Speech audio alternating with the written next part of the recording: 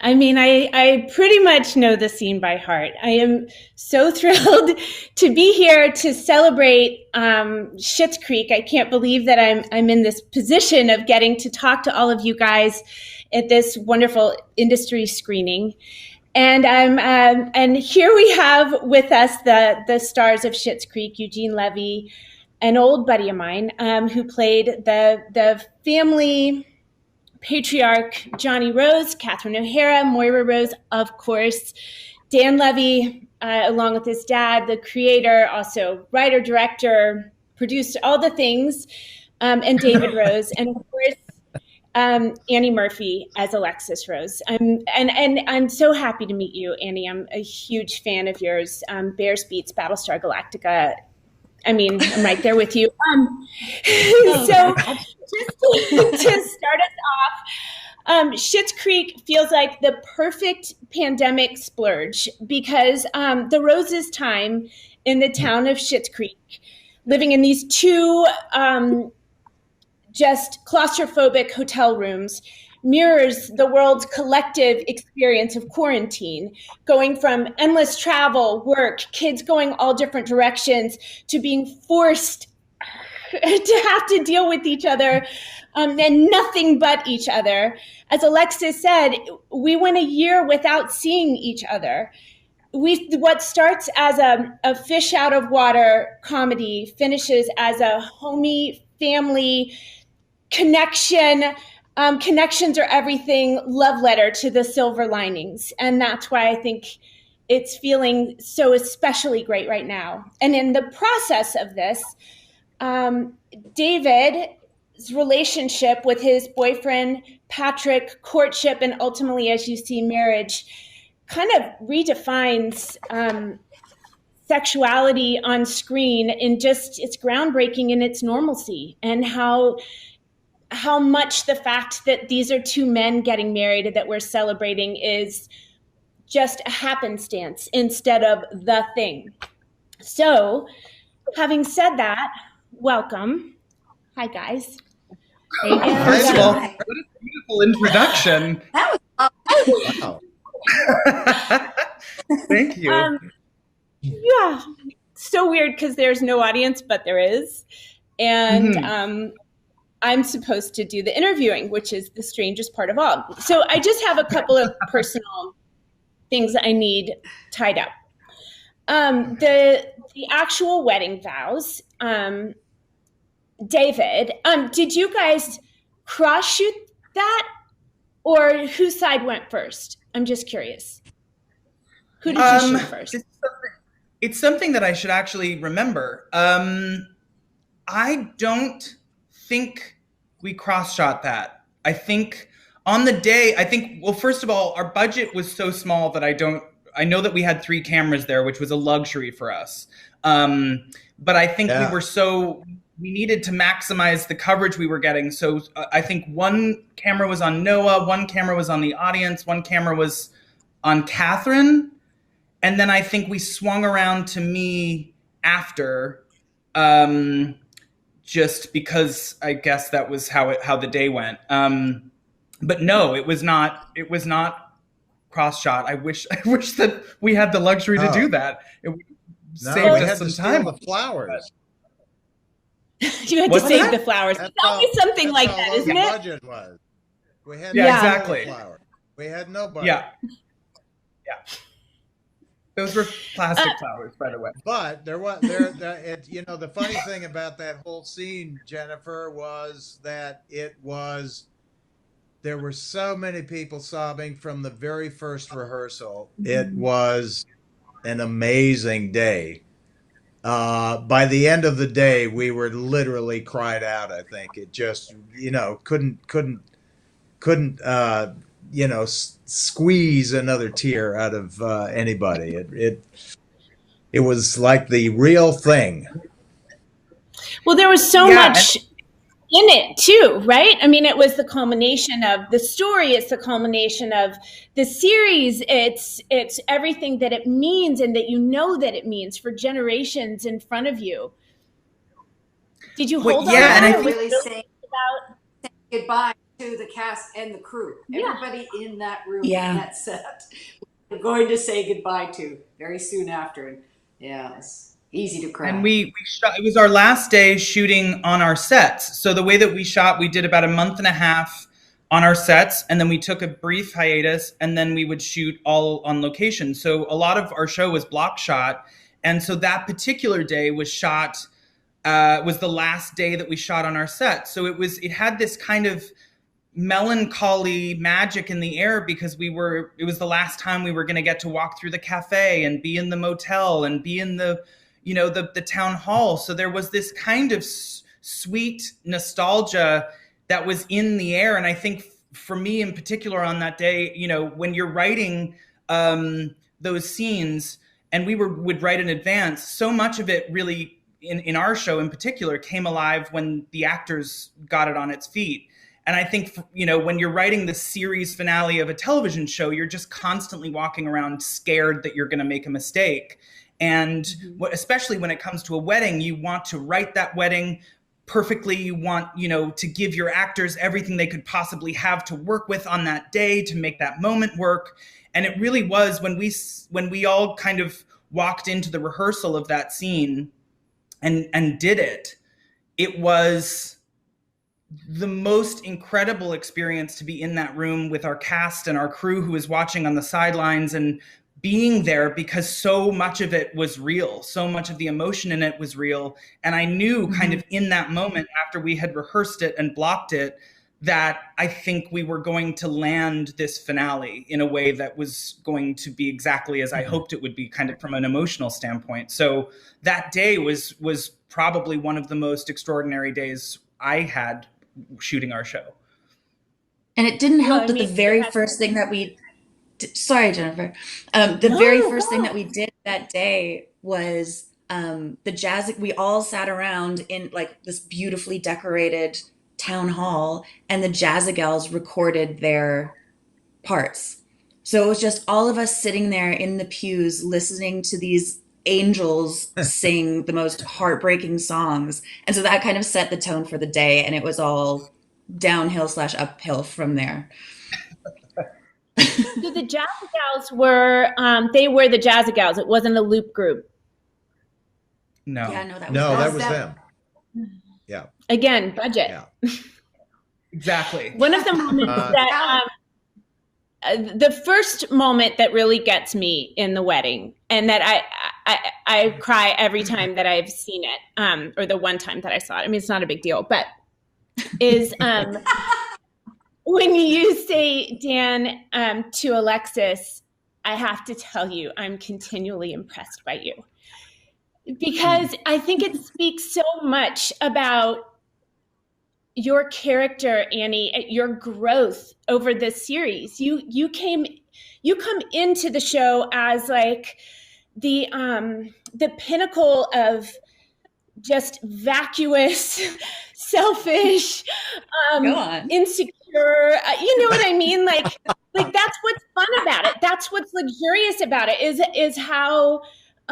how much you guys lean into who you are in the beginning, and you go on this huge journey. I mean, I think maybe more than anyone, Annie, and I think you took us along so masterfully we didn't even know that you were doing it. Were you aware of your character's arc, and were you thinking that way, and were you thinking about grounding yourself? I mean, I'm so grateful to Dan and the writers for writing this incredible arc and writing so many layers into this character that, especially when we meet, is so deeply unlikable, and also so I think could have so easily been just kind of a stereotype and a caricature.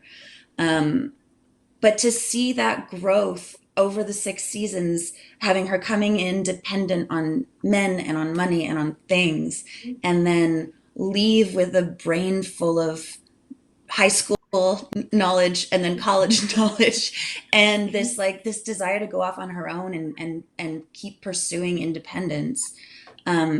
You don't get an opportunity to play a deep and layered role like that that often. And so I just had the best time. And as cheesy as this sounds, I'm so proud of Alexis and where she left off.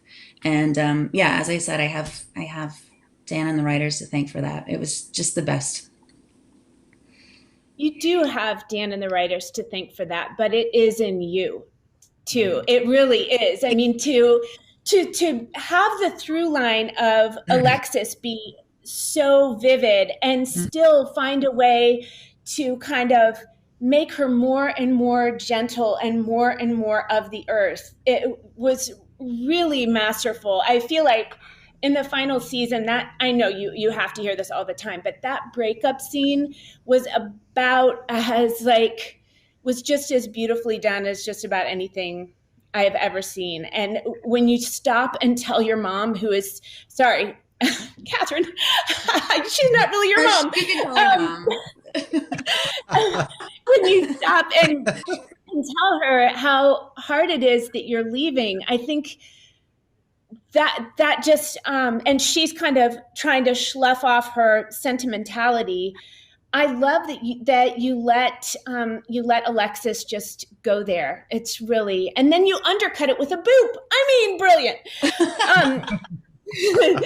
So wait, I had more questions though instead of just a monologue. And the character, Jennifer, the character, is what's so amazing about it, and such a great performance that Annie gave is the character is so not her. It's so far removed from, who Annie is. You realize that it is a performance kind of that just goes beyond.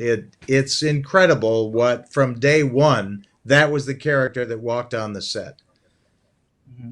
Hey, okay. Yeah, you never be shucks. Thank you. No, and I think no, and that was what I think even from the early days of casting the role. I mean, it's really hard to find, and I think, for actors, it really is a testament to like you walk into the room and you're either the part or you're not the part. You either bring that intangible kind of gift to the casting directors or it just doesn't, it's not the right fit, which means that something else is down the line. But I think we've been so lucky in this show to have had people walk into that casting room and it was like the lights went on and suddenly there was such a clarity and a focus to these characters. It helped from a writing standpoint so profoundly, because once you get a sense of what your actors can do, that's when you get to push them and twist them and stretch them to the farthest lengths of where they can go. And that to me was the great thrill of writing for the show too, was knowing the breadth of quality and skill from our cast. I mean, when you know that you can push people like that, it just makes the writer's room that much more exciting, because then you're thinking, what can we do with these characters above and beyond what we've already established? How can we challenge our actors? And as an actor who was in the show, I was constantly aware of challenging our cast season after season, giving them reason and incentive to come back to work and feel inspired and excited about every new season. I never wanted the experience to feel like, oh, I'm coming back to work. I wanted each season to really be a challenge and a showcase for just how incredible our whole cast was. Annie specifically, but our whole cast as well. So, talking about pushing character, I think that takes us pretty sweetly into Moira Rose. I mean, Catherine, it's so fun. There's nothing more fun, I think, on the planet than watching you in this role and watching you just chew it up. That people have made a kind of a reference that my character in Alias, Sydney Bristow, goes on to be Moira Rose because we wear so many of the same kinds of, so many of the same wigs. And I really did that. I really grabbed onto that. And I feel like that gives me a reason to feel like, well, maybe, when you guys have a reunion, I should be there. But my question, Catherine, is I'm flattered. because I watched the show as it was coming out. I've hunted it down. I remember when you guys were first doing press, and didn't you have to hold up a sign that spelled out Schitt's Creek? Well, yeah, they Yes. couldn't say it. They couldn't say it unless they held up a sign that showed you how it was spelled, just in case people thought it might be another spelling. So yeah, that's true. We got a lot of mileage out of it. Holding up the sign, Eugene, on something. So I hunted you down on Pop Canada TV. The TV of Canada. and I stuck with you ever since. But today I've binge watched quite a bit, to the horror of my children, who have heard words coming from my television that they don't know that I would ever listen to. And Catherine, what I'm wondering is, did you have a set of rules for yourself with Moira's specific dialect, or did it change and morph as you went? Did it grow into what it ended up being? Did you start off with the thesaurus next to your sides, or? Yeah, the idea of the vocabulary was always there, as we discussed before we shot anything, and before they really got into writing the scripts. We talked about someone who learns words, takes the English language very seriously, and learns different words every day, and then is determined to put them into vocabulary, into the day's conversations. And for Moira, eventually I decided that she's giving this gift to whoever is in her presence. She's sharing this. As long as she has to be in this town. In this town, she's going to share the wealth of her, beauty and her education and her world travels. And so that was always there. But and at first it was a thesaurus, and then Lucky, our makeup artist, gave me a book called Foyle's Philavery, and I later found Foyle's Further Philavery, and then got another book called Mrs. Reed's something, or Mrs. Burns. But then Daniel and the writers really got into writing great expressions for, disgruntled pelican and vigor of a wartime radio operator. I mean, there were so many. But just this, more than just vocabulary, they really gave me just bizarre ways of expressing myself, which, just added so much to the vocabulary, because they're just words. But that was really fun to have that to play with, and to be able to, Daniel would let me, flower up the dialogue if there weren't quite enough big words in there. I'd get to play with it. It would only come off making you look better. So. Sorry? I said it would only come off making us, the writers, look better. And Catherine, I mean, to her credit, so much of what she brought to the role was, was those, the dialogue and the isms that were so a part of her character. And I think, all we could do was really allow for the freedom to have Catherine and to have the majority of all of our cast feel like they can contribute in ways that perhaps benefited their character in kind of eccentric moments that the writers wouldn't have thought about. Because I think there's only so much that you can write for a character, especially when you get into like seasons of television. The actors have an innate understanding of who their characters are just as much as the writers do writing them. So leaving that window open to have the cast contribute or feel free to contribute ideas and, sayings. I mean, even in the early seasons of the show, like, the "You Get Murdered First for Once" was like an Annie ad lib that ended up becoming like this back and forth. And there's been so many kind of countless, experiences where cast have said, well, could I try it like this? Or what if I said it like this? And, you just go with what's best. And fortunately, we just had a treasure trove of talent when it came to actors who could write well. Well, that was something that I actually wrote this down I said, I can't tell if it's so well written, it feels improvised, or if you're such strong improvisationalists that it feels really well written. So how much did you guys, how much did you play? We had great. Not a lot. I'm going to turn on a light. Sorry, I'm going to turn on a light. Not The sun is setting on you, and you're almost in complete pitch blackness. Almost looks like Eyes. yeah, well, it's getting dark up there in Muskoka. No, not a lot. Not a lot of improvising. I think there was stuff that kind of popped in usually toward the end of a scene. Where a scene kind of ends and then, an actor would just kind of keep going and add something. And a lot of times that was used, but the writing was pretty solid on the show. He didn't want to mess with that. But it was, and if there was input, we would discuss it before we went on camera, to say, what about this? What if we did this? What if we went in this direction? And then it was kind of a group discussion with the actors. And, if it was something, on the major side, it would be with the writers and Dan.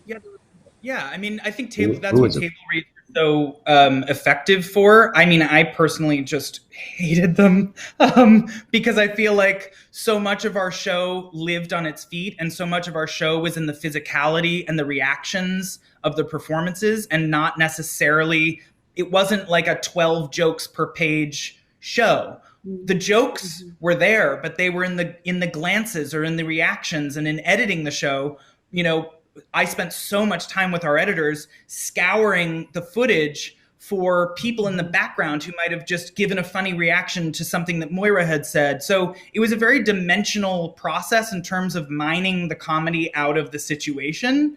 So a lot of the adjustments that were made in the table read, by the time we got to script, were basically kind of rewritten back into the show. So I would say it's like 80-20 by the end.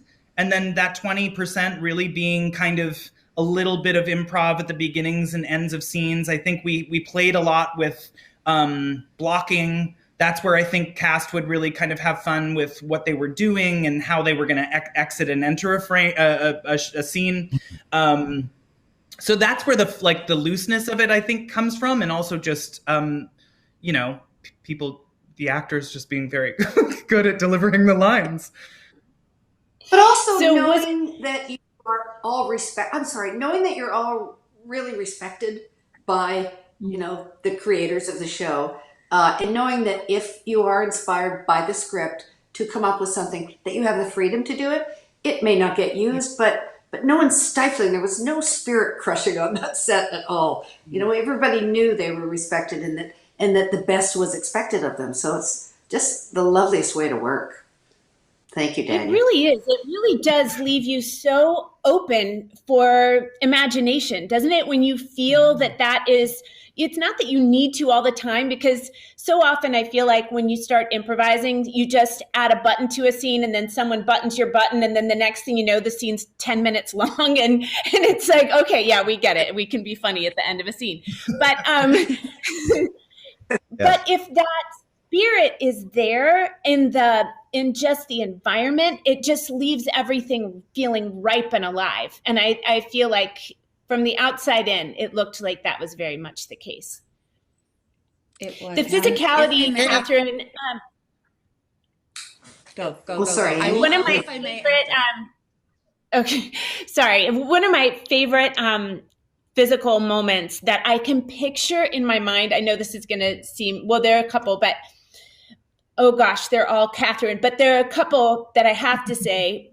Okay, wait, there's one Eugene, but one is you climbing into the closet after The Crows has been canceled, and you just kind of slither into the closet, and it's so the spirit of an actor. I so know that feeling of having to climb into the closet and live there.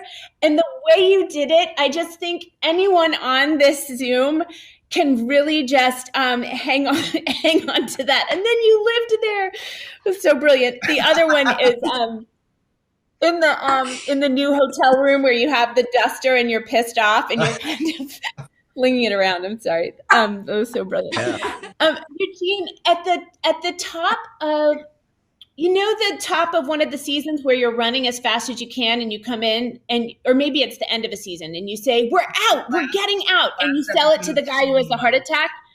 Was that you or was that a stunt double? Just curious. Stunt double. No, Yeah, it's a lot was of me. running, right? That's not. Was it really? 100% him. And I wrote it, I don't want to say as a form of torture, but I wrote it, because I thought it could be a fun thing to have him do. Again, can't afford a stunt double. So everything in the show is done by the actors. Yeah. Whether they And like the it or poor not. man was just sprinting down the street in a full, like, 3-piece suit in the middle of summer. Middle of summer Just was booking just in dress shoes. Yes, I saw it. You start on the shoes and go up, so it's one shot. It's not like you're sneaking in a pair of, sneakers. No, long distance running in dress shoes. One of the many things my son wrote in for me that just tickled me to no end. Well, you're such an athletic man that I thought, why not just play on those skills? I totally understand that. I get that. I get how that happened.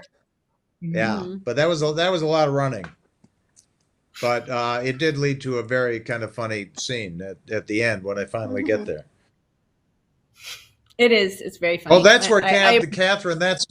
That's where you, when I come in and I'm out of breath, and you actually drop to your knees, saying my name, walking to me on your knees. That's how excited you were at the possibility of getting out of that town. Yeah. That's right. These two are dancing. Yeah, I think I mounted Dan at some point. Yeah. Yes, you did. We thought we were going somewhere. How far into it? Because there's such rich relationships here off screen. I mean, obviously, you guys have such a history together. You guys can't tell who I'm talking to, can you? Eugene and Catherine. It's like you've been in a repertory theater your entire lives with each other, and I can't even imagine going back to that over and over, the comfort you must have just constantly derived from each other on set. Yeah. Being each other's biggest fan, knowing whatever you toss out there is going to be caught, all of it. That's true. I mean, it's true, Catherine, isn't it? I mean, it's been a lot of years that we have, not continuously worked together, but we, jobs kind of came up, and few of them were married couples or ex-married couples. But I think that familiarity kind of lent itself to a marriage, which is a kind of a 40-year marriage on camera, on TV, the Roses. I think it saved a lot of, work. I think it saved a lot. The central marriage, the big relationship of the show it's something that I think people derive so much comfort from, that you guys, no matter what, you're always solid. And I think part of that is because of your comfort with each other, and also just the dignity you give each other in the show. But one thing that I was thinking about, Eugene, is that, I mean, every actor that's watching this has been on one side of this equation or the other, but part of the reason everyone else can have so much fun and be so wackadoo is because of your elegance, and because you just go understated and take the just remain a gentleman throughout it all, which is how I know you to be as a person. But did you ever feel like when you were watching them up there doing cabaret or something, did you feel like, well, I want to go off. I want to have my day? A little bit. No, it was a choice from the very beginning that I was very excited about. I knew that there had to be a character in the show that was straight, that was grounded, that kind of kept the, story going. The straight man in the show. Uh, and the thought of doing that was exciting for me because if you've seen my work, I tend to go, the other way, a little wackadoodle with some character work, which I was always very comfortable with. The idea of playing a character that was remotely close to who I actually was and looked like who I was always went on camera with very little confidence over the years. So I always kind of, played characters that looked as far from me as I possibly could. But this was Johnny had to be the straight guy, and he had to kind of hold the family together, being a CEO of the second largest video chain in North America, instilling, the kind of uh, or showing the kind of leadership that would instill confidence in his employees was the same vibe that he had when everything hit the fan, and they ended up in this motel this motel in Schitt's Creek. Had to keep it together and deal with things the way he would, in business, which is just, keep everything on a very level um, plane, so that people wouldn't fall apart. Do you feel like, I guess I'm asking an audience that can't answer me, but I guess that I should say, to me, I'm imagining that you were the same person to the cast and crew that you are for all of us as Johnny Rose. Is that right, Annie? Yes. Yes. Yes. Yes. An 100%. elegant gentleman. Is a Yeah. dad Oh, and a gentleman at all. Mm-hmm. I had my What a moments. luxury. I think that people might have, you know, been trembling on set a little bit when I, would lose it. Yeah. You So know, much You trembling if will. I, happening on I would, yeah, if I had to leave the room and somebody was in my way, I would say, "Excuse me," and I think they would know by the way I said, "Excuse me," that I set. meant business. Mhm. You I'm can Very still trembling bring. right now. Yeah, well, Yeah. there you go. I imagine you It was getting pretty grumpy on close. set. Sorry, go ahead. Yeah, no, I was going to say it was as close to me, I think, as anything that I've done, and that was a big hurdle for me to get over. Uh, and I actually loved it. I loved playing Johnny Rose on this thing. Mm-hmm.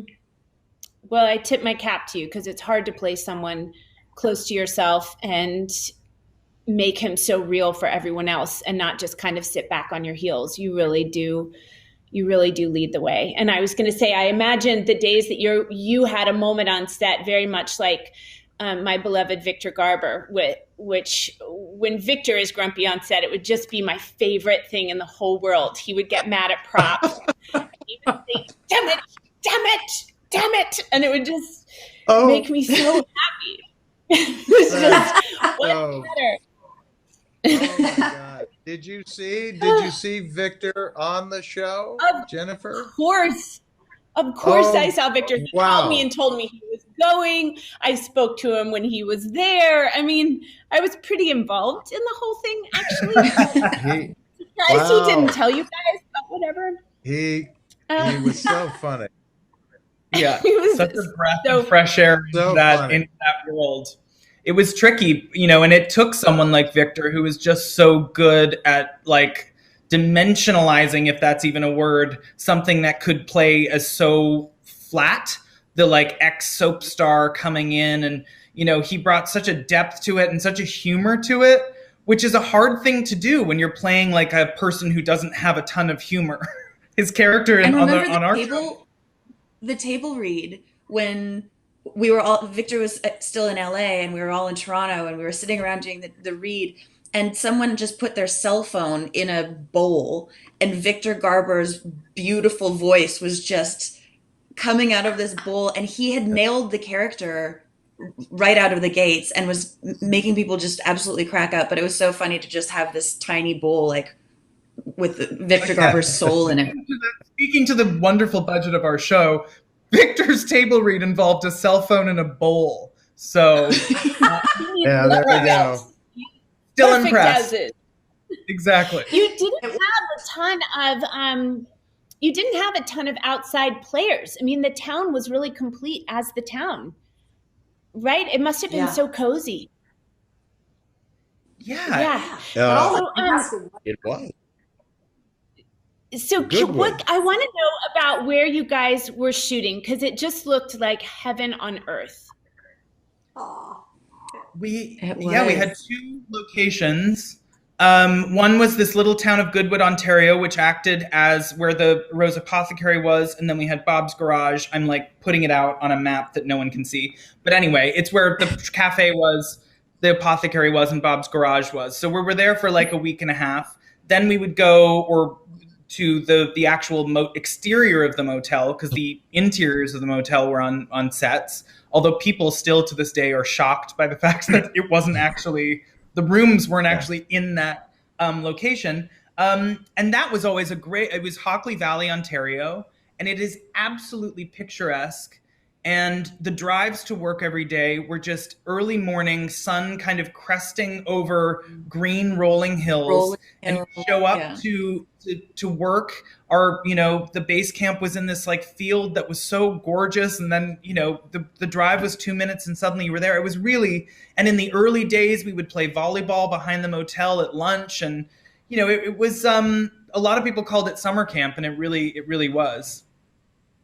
Well, we have to thank Catherine, because Catherine did not want to shoot in the summer because she's up in Muskoka, of course. So we nobody outside of Canada knows what Muskoka is, though, Dad. Well, it's 1,000 lakes north of Toronto, and everybody cottages up there. All good Canadians have a cottage. You've got Marty and Yeah. that was it. Okay. So we ended up shooting our location stuff in the month of June, which was just a lovely month to shoot. And then at the end of June, we were done and summer just started. So thank you, Catherine, for that. Thanks, Catherine. No, thank you. It was so perfect. And everybody on the crew could go and be with their kids who were just getting out of school at the same time. And it was, everything about it was lovely. Yeah.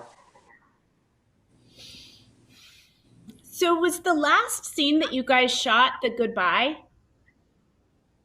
The last scene that for Dan and myself was the goodbye scene.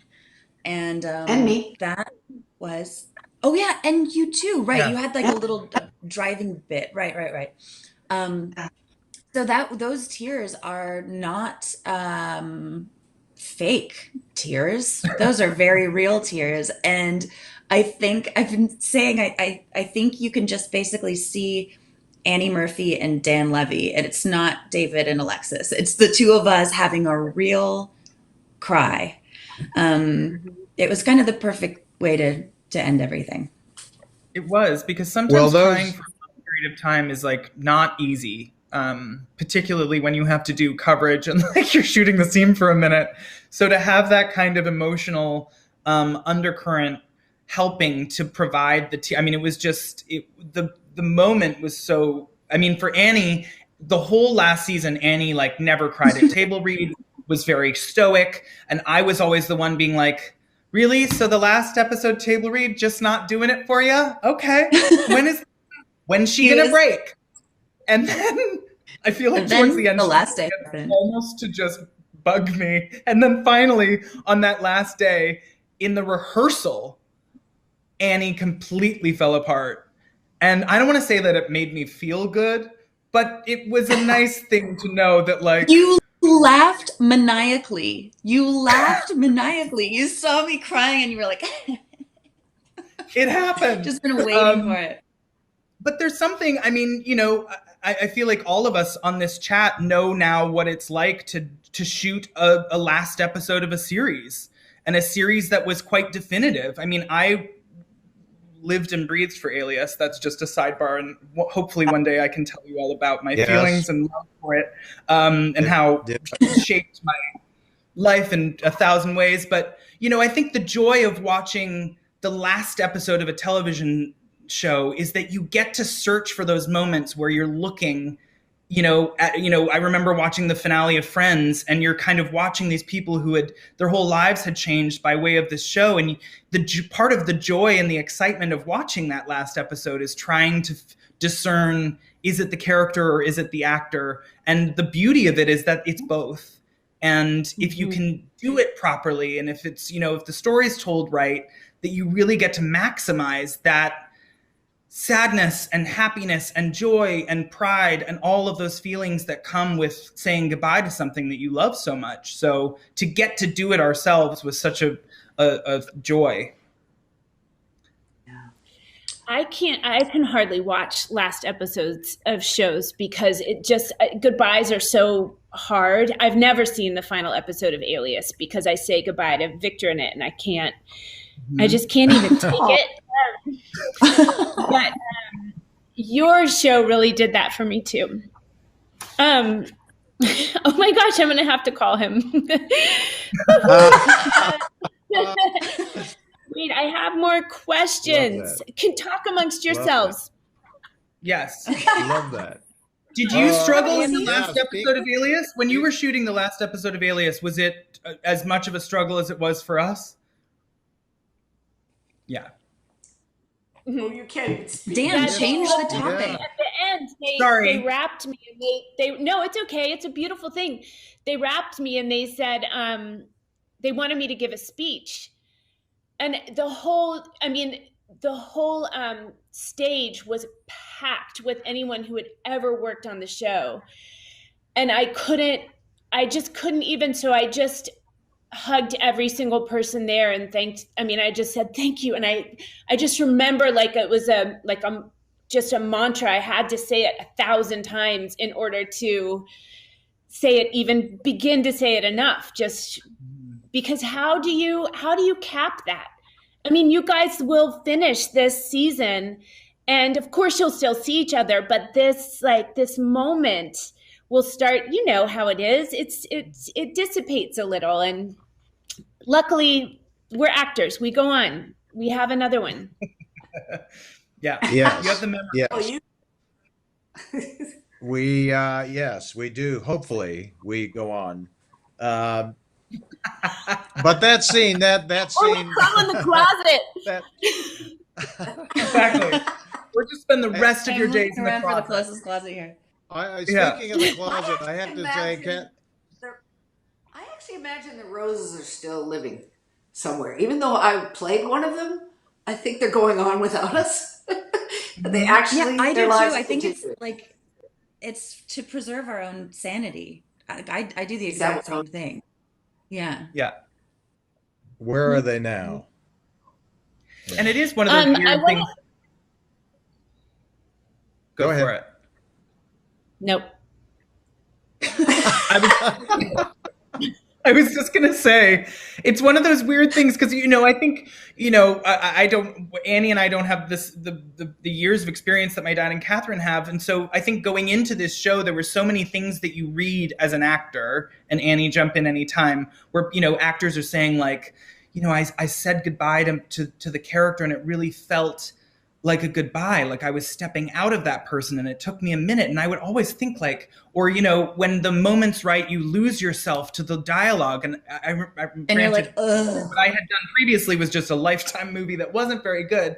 But you realize in those moments, and we've talked about this, Annie, that like you do. I remember saying goodbye took David's shoes off on that last day, his little like Converse, Rick Owens Converse, and I put them down. And it was like you're saying goodbye to someone who gave you so so much of themselves in a weird way. Like, it sounds pretentious until you're actually living it. And then you realize, oh, all of these inside the actor's studio stories that you hear are really true when you find that part that changes you and that you really do give yourself over to the character and it becomes someone outside of yourself. It's incredible. Yeah.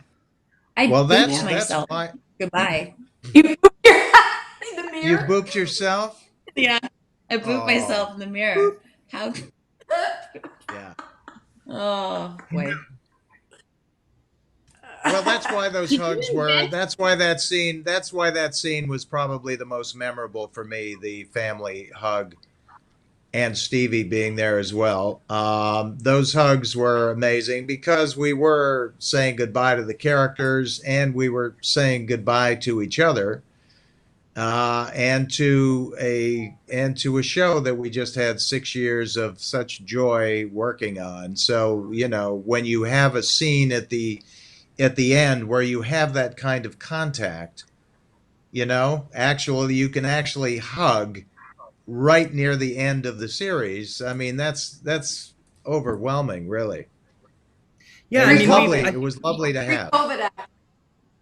Yeah, and I even in the wedding scene, I built in the David says thank you to Johnny, which has like obviously has like layers of meaning to it. And that, you know, that moment was so much more than just, you know, David and Johnny. It was like me sort of ultimately saying thank you for an opportunity. That moment gets me every time. Yeah. I mean, the got layers. Me then, I mean, even though I was sitting beside Roland. Yeah. The layers in the whole wedding, just, I mean, it, like you said, the wedding really does deliver, and it clearly, I feel like your emotion, Catherine, took you by surprise when you were performing it. I don't know if that's just me, you know, projecting that onto you, but I feel like, I don't know, I just feel like that scene kind of happened to you. Well, it's definitely, it was true for Moira, for sure. Finally, Moira got what she wanted all these years. She was getting out, and, you know, be careful what you look for, because, you know, she's looking around and realizing what she's going to miss. And just the beauty of David and Patrick's relationship, and to see David be so happy and to be loved by such a wonderful person. You know, all of that's real for Moira. And for me, it was, as I said, saying goodbye to everybody, you know, in this beautiful setting with the beautiful Jazzy singing. But I, you know, we talked about it. I knew I was going to cry, but, you know, I cried, of course, on camera, and I cried every bit of coverage all day for everybody. And that was easy, as I said, because you just look at them and you think not only of their characters, but what they're going through. But honestly, you know, as insane as I may have looked to some people, it was really about David and Patrick, and you could feel it in the room. It felt real, and it was beautiful, and there was nothing but love there, and everything. The reality behind the scene just, you know, gave so much more to it. Yes. Did you plan to? Was it written in that you were going to forget Patrick's last name? Was that in the script? Was it? Where you say Patrick? I can't recall. Get back, because I had one. Yeah, I think I feel like the forgetting the names is a very our writers' room kind of. We loved a good Moira can't remember the name. Yeah, I mean, a lot of it I remember was scripted because it was. I remember writing that episode. We had, you know, obviously an incredible room of writers who helped break it, and I remember sitting down to write that episode, and I wrote the whole thing in like 3 hours, and nothing had come so easily. And funnily enough, I remember the table read where you know everyone reads it and then you get your notes, and I remember there really being no notes for the first time maybe ever. And I knew that something was good was kind of happening. But I also think, it's important to give a big shout out to Lucky and Anya, who did Catherine's hair and makeup on that day, because their turnarounds, again, didn't have a ton of time. And any time we did a take, they had to clean up her whole face. And it was just obviously the joke that there was mascara like running down her face. And it was like a pit crew. The minute we yelled cut, Catherine was kind of whisked off set. Lucky and Anya were there, like tools in hand, and like no time at all, Catherine was back out looking as if she hadn't just cried off, a whole bucket of mascara. That day, I think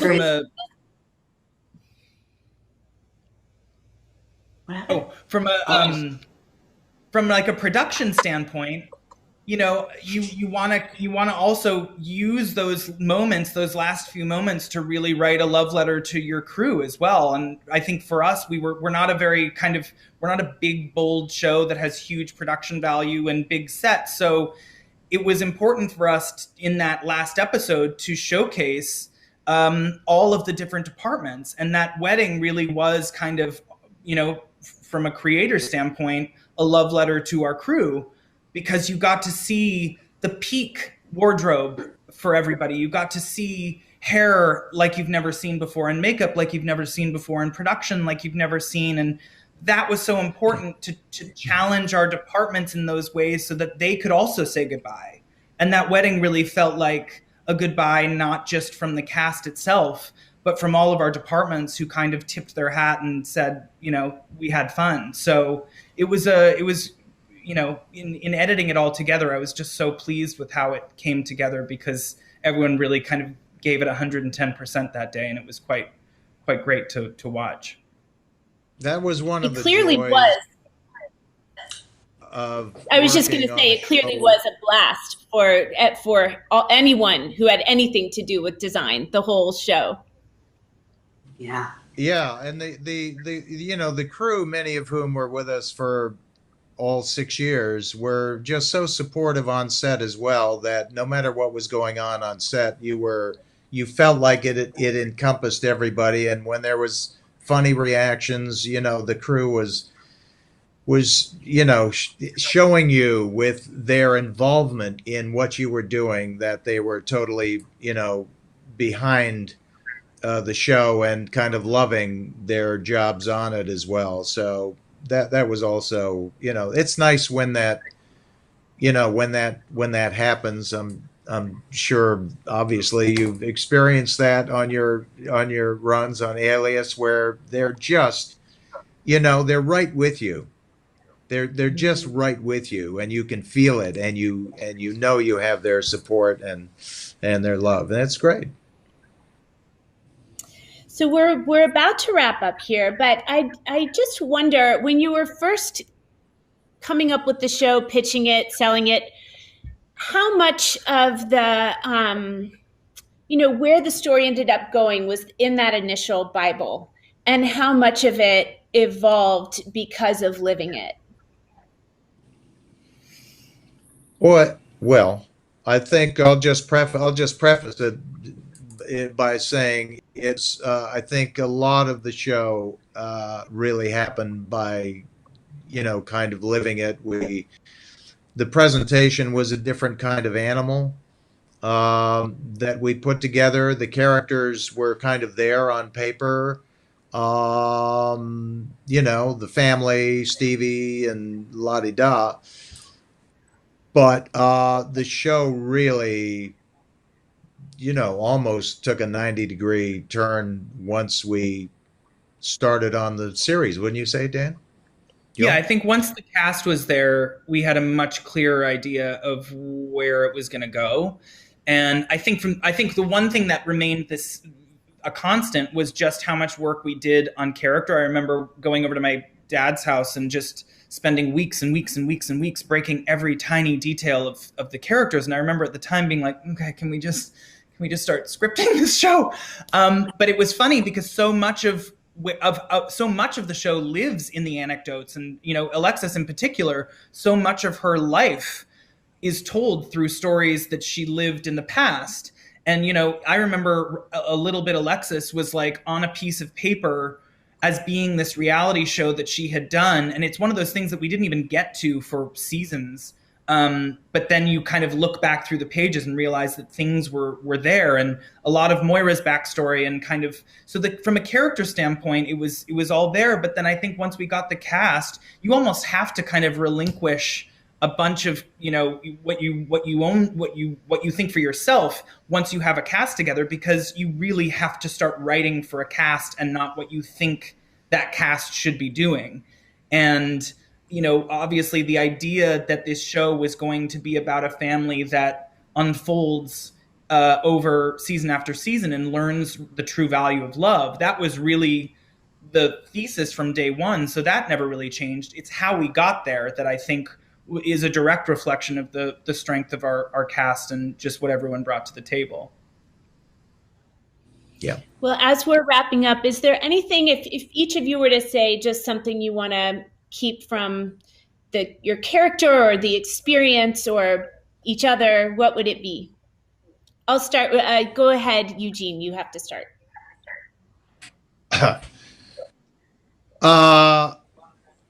Well, I think it's just knowing that all the hard work and the love that you experienced doing this job means that something good is going to come of it. It has to. It, things. I don't know if I'll ever be on a job that gave me the kind of joy that this show did in just about every aspect. So that's probably what I would take away. What about you, Catherine? I guess I'm confused. I thought it was take away from our characters. I'm gonna steal from my character. Sure, whichever. Yeah. Well, or maybe the same sort of thing Eugene's talking about. Sorry. The chance to keep getting second and third chances with my kids. I hope I'm an okay mother to begin with, but the idea that you could have this second chance to get to know and love even more your kids, and for them to get to know you, and for you to be adults together and allow each other to grow and allow each other to continue to grow and change and evolve with each other, and just grow your love even more together. I think that would be lovely to have. And I would love to have Moira's taste in clothes, nerve and taste. Yeah. What about you, Annie? Well, I interpreted that differently too, and I am going to take away and treasure your phone numbers and email addresses, so you can never flee from my life. That's what I'm taking. Oh, please don't flee.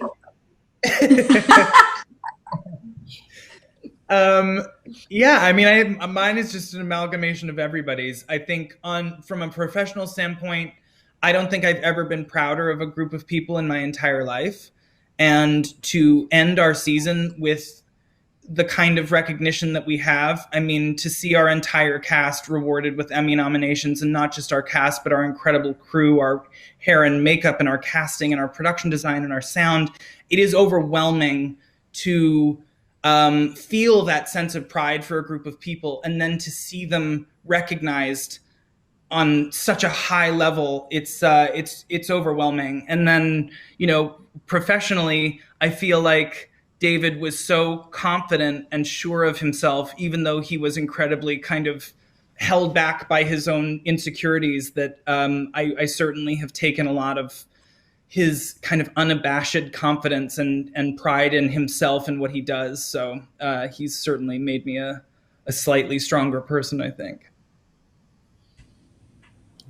For me, I'm going to take the Rose's optimism and their, which I don't know that they're optimistic in the beginning, but they are proud.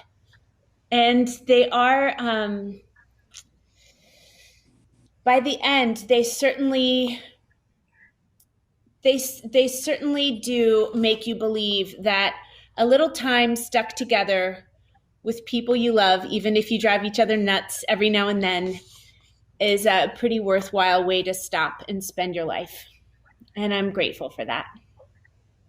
And I'm certainly grateful for all of your performances. Oh, thanks. And thank you so much for doing this and for your thoughtful question. This really, thank you. so much fun. Lovely, thank you. Yes, thank you so much. Absolutely.